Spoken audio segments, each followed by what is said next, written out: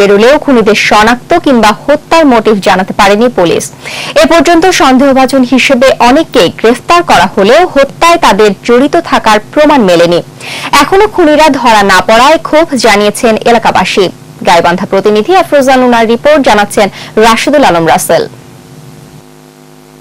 গাইবান্ধার সুন্দরগঞ্জের সাংসদ মঞ্জুরুল ইসলাম লিটনকে বাড়িতে ঢুকে গুলি করে হত্যার ঘটনার 1 মাস পার হলো, এখনো শনাক্ত হয়নি হত্যাকারী ও খুনের মোটিভ। পুলিশ প্রধান সহ আইন শৃঙ্খলা বাহিনীর ঊর্ধ্বতন কর্মকর্তারা ঘটনাস্থল পরিদর্শন করে দ্রুত হত্যাকারীদের ধরার আশ্বাস দিলেও এ পর্যন্ত 23 জন সন্দেহভাজনকে গ্রেপ্তার ছাড়া তদন্তে বিশেষ কোনো অগ্রগতি নেই। খুনিকে গ্রেপ্তার করা হোক এবং উন্মোচন করা হোক যে এমপি মহোদয়কে কেন খুন করা হলো এবং তাকে কারা খুন করলো। গোয়েন্দা সংস্থা বা অনেক প্রশাসনিক টিম এখানে কাজ করছে, তারপরে তারা এটা বের করতে পারলো না।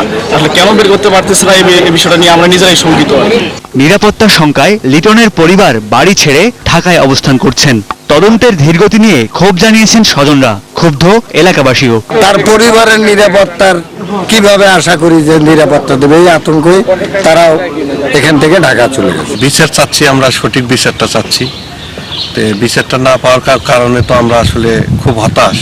বিচার চাই স্যার, এটার অরিজিনাল বিচার চাই, তার ফাঁসি চাই, এটা যেন আমরা দেখতে পারি স্যার, এটাই আমাদের মনের আশা। তবে হত্যা রহস্য দ্রুতই উন্মোচিত হবে বলে আশ্বস্ত করছে পুলিশ। আমরা এই মামলা তদন্ত করতেছি, তদন্তকারী কর্মকর্তা অতি শীঘ্রই আপনাদের সুসংবাদ দেবে, আশা করি ইনশাআল্লাহ। একাধিক মোটিভ বিবেচনায় নিয়েই তদন্ত অব্যাহত আছে।